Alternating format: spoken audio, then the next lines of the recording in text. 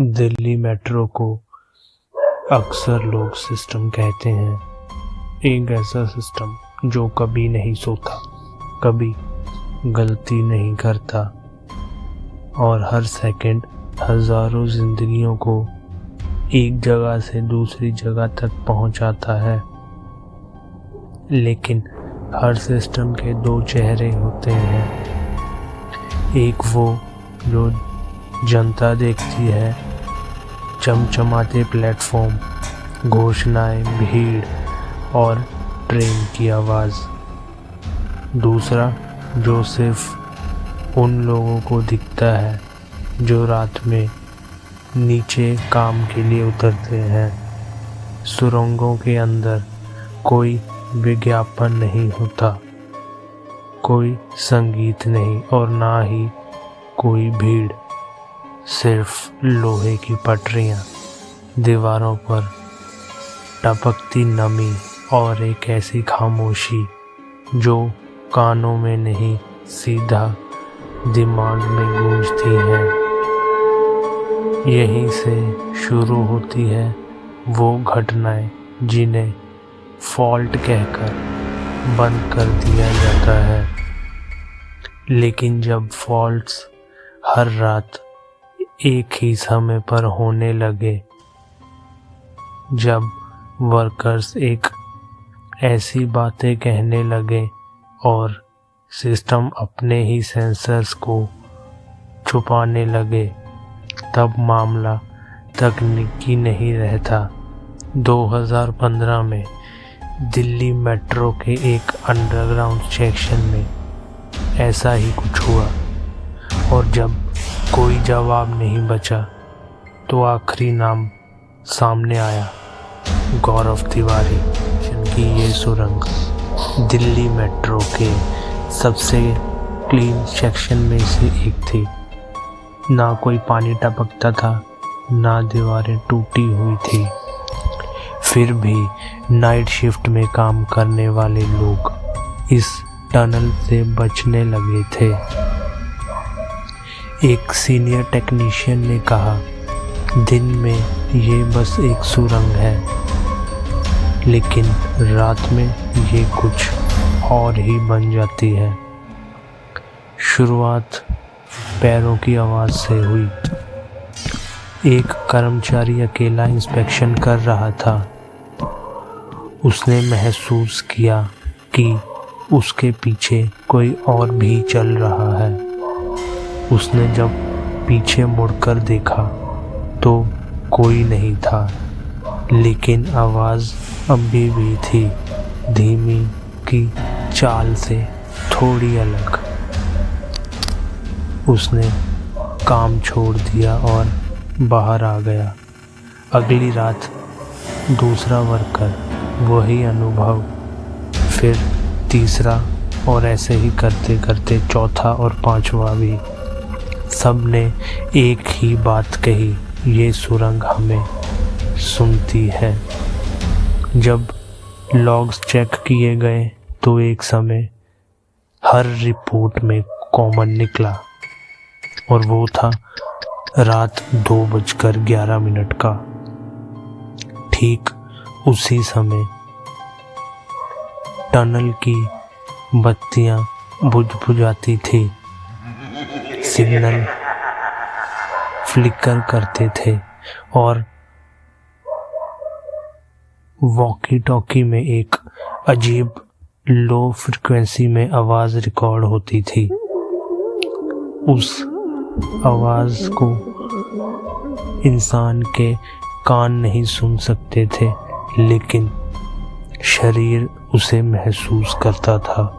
जब गौरव तिवारी पहली बार सुरंग में उतरे तो उन्होंने बिना किसी रिचुअल के आंखें बंद की। कुछ सेकंड के बाद उन्होंने कहा, ये जगह खाली नहीं है, लेकिन ये खुद को अलग भी नहीं मानती। ईवीपी सेशन शुरू हुआ। कोई चुनौती नहीं, कोई आदेश नहीं, बस एक ही लाइन, अगर तुम यहाँ हो तो हम तुम्हें डिस्टर्ब नहीं करेंगे। कुछ देर की खामोशी और फिर रिकॉर्डर में एक साफ आवाज़, तुम देर से आए हो। टीम में से किसी ने ये नहीं कहा था। लेज़र टेस्ट में एक हिस्सा बार बार टूट रहा था। थर्मल कैमरा में कुछ नहीं। गौरव ने कहा, ये शैडो नहीं है, ये एब्सेंस है। जैसे इसी जगह से कुछ हटा दिया गया हो। पुराने रिकॉर्ड्स देखने पर और ज़्यादा डरावनी बात सामने आई। हर कुछ सालों में इसी टनल में कई वर्कर्स पैनिक अटैक का शिकार हुए। उनका कॉमन बयान था, मुझे लगा मैं यहाँ पहले भी मर चुका हूँ। इन्वेस्टिगेशन की तीसरी रात रेडियो कम्युनिकेशन टेस्ट किया गया। 2:11 पर रेडियो में एक तीसरी आवाज़, लाइन क्लियर नहीं है।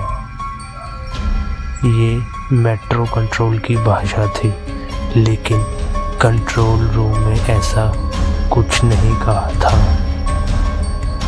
इसके बाद 3 टीम मेंबर्स को साथ में सांस लेने की परेशानी हुई। अचानक से हवा का प्रेशर कम हो गया, जैसे कोई हवा नहीं जगह ले रहा हो। गौरव ने टीम को पास बुलाया और बहुत ही धीमे से कहा, ये एंटिटी खुद को मरा हुआ नहीं मानती। अंतिम ईवीपी सेशन में कोई सवाल नहीं पूछा गया। रिकॉर्डर बस चल रहा था और जो लाइन आई उसने सबको हिलाकर रख दिया।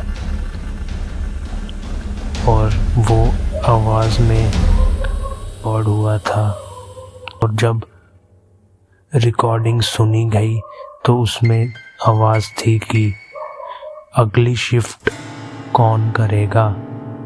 ये सुनने के बाद गौरव तिवारी ने उसी पल इन्वेस्टिगेशन रोक दी।